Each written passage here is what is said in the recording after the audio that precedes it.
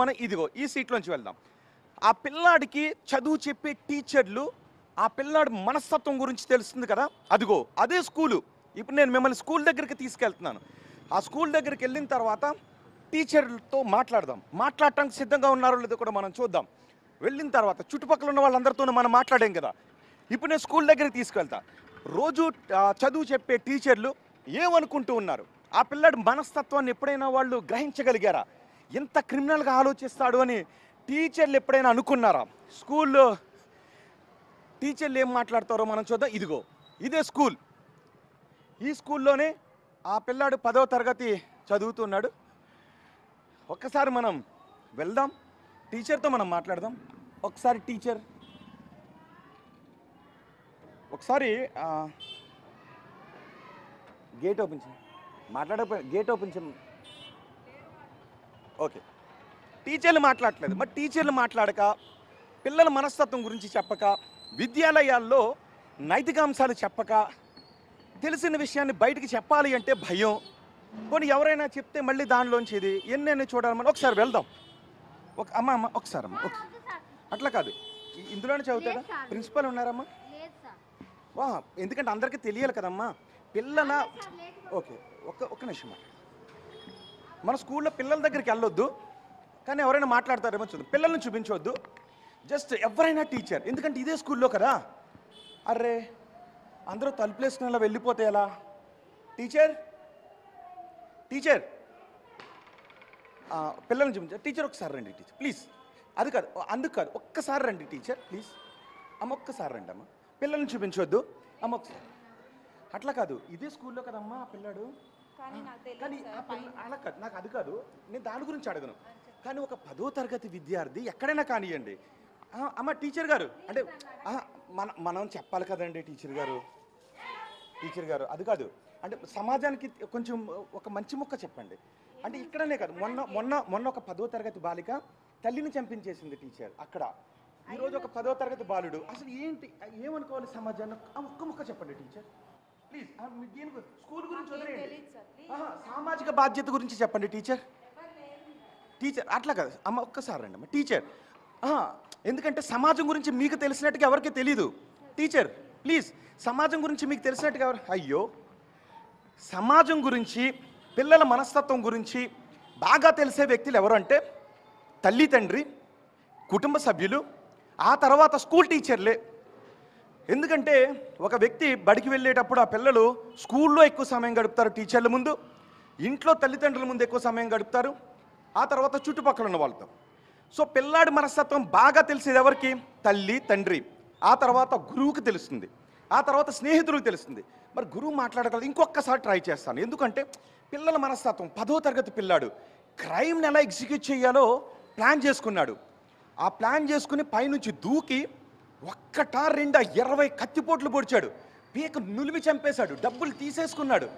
అంటే షూలు కొనుక్కోవాలి, ఖరీదైన వస్తువులు కొనుక్కోవాలి అని ఆ మనస్తత్వం ఎలా? మరి టీచర్లు మాట్లాడకపోతే ఎలా? ఇంకొకసారి ట్రై చేస్తాను.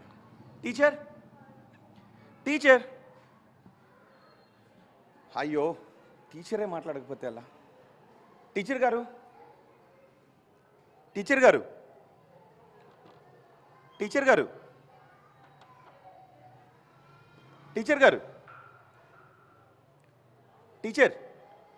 నో టీచర్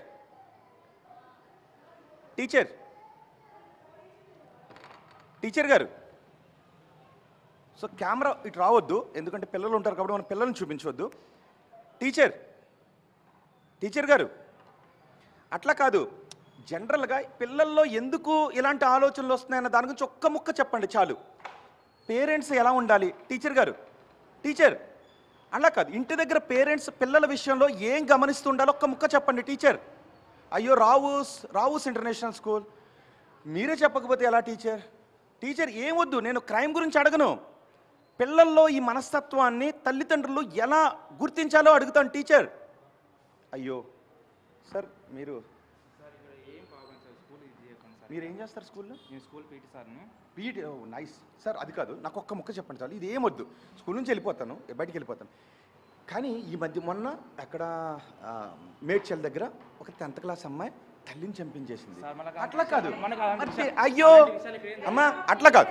నేను అడిగేది అందు గురించి కాదు. సరే మీరే చూడండి సార్, కనీసం గ్రౌండ్ లేదు కదండి దీనికి. నేను ఏమన్నది అడుగుతున్నానా సార్? అట్లా కాదు. ఏది సరే ఓకే, అయితే నేను అడుగుతాను, కనీసం విద్యాలయాల్లో ఏంటి సమాజం ఎలా ఉండాలని ఒక్క ముక్క మాట్లాడండి.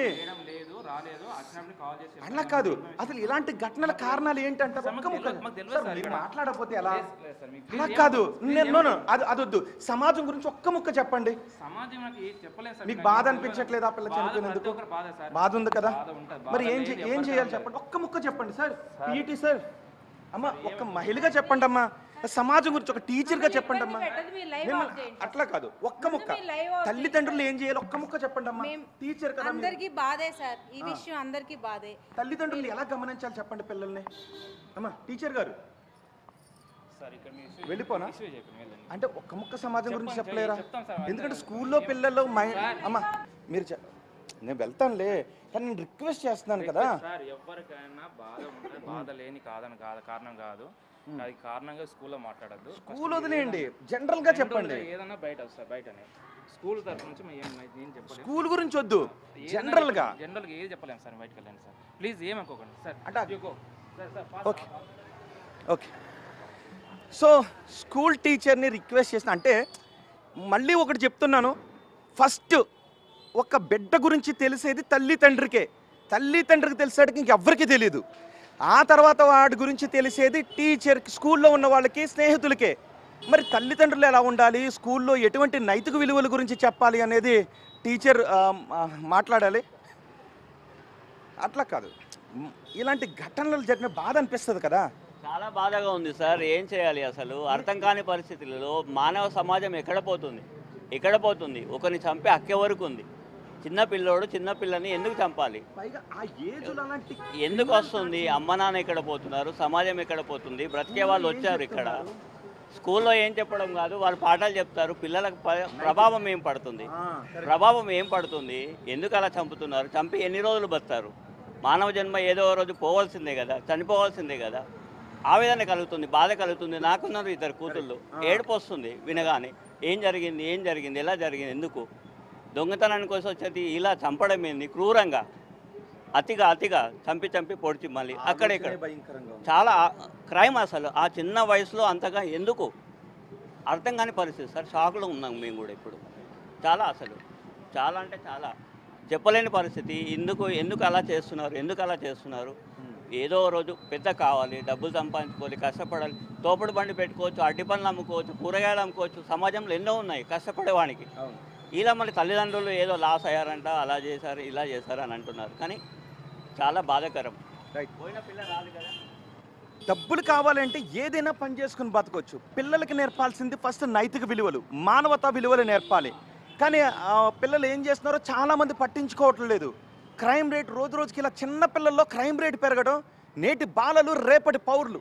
మరి రేపటి పౌరులు ఈరోజు నేరస్తులుగా తయారవుతూ ఉంటే ఏమవుతుంది? ఎటు వెళ్ళిపోతుంది సమాజం? స్కూల్ టీచర్ని బతిమాలినా కూడా నేను ఆ స్కూల్లో గురించి అడగలేదు. మీ స్కూల్లో చదువుతున్న పిల్లాడి గురించి నేను అడగలేదు. అదే స్కూల్లో కదా 4 మంచి ముక్కలు చెప్పండి అంటే టీచర్లే ముందుకు వచ్చి చెప్పకపోతే ఎలా? అక్కడ పక్కింటికి వెళ్ళి కొన్ని డౌట్స్ని వెళ్ళిపుచ్చితే పక్కింటోళ్ళు అంటే పక్కింటోళ్ళని మీరు ఎలాగంటారని వాళ్ళు గొడవకు వచ్చి ఏమీ చెప్పట్లేదు. అంటే మన ఇంట్లో జరిగింది అనుకో, అరే ఎవరు పట్టించుకోవట్లేదు, నాకు న్యాయం చేయండి అని ముందుకు వస్తాం.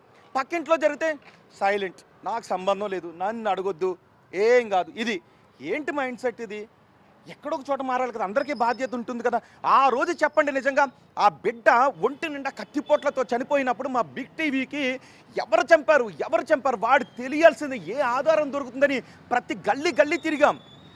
మీరందరూ కూడా అదే అనుకున్నారు కదా, ఇంత చిన్న పాపని అంత క్రూరంగా ఎవరు చంపాడు తెలియాలని అనుకున్నారు కదా.